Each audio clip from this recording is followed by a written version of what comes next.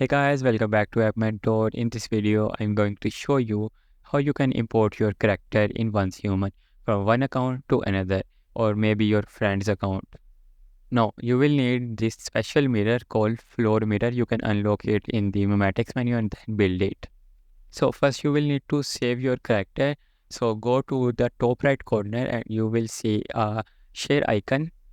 And once you click it, this window will come around and you have to click this download button right here.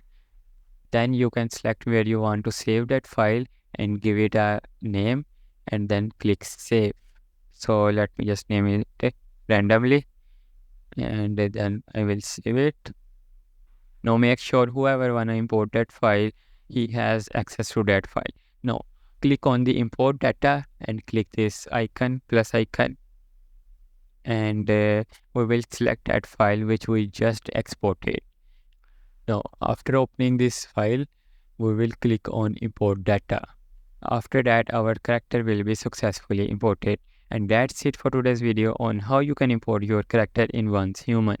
If this video is helpful to you in any way, please hit that like button, subscribe for more, and thanks for watching.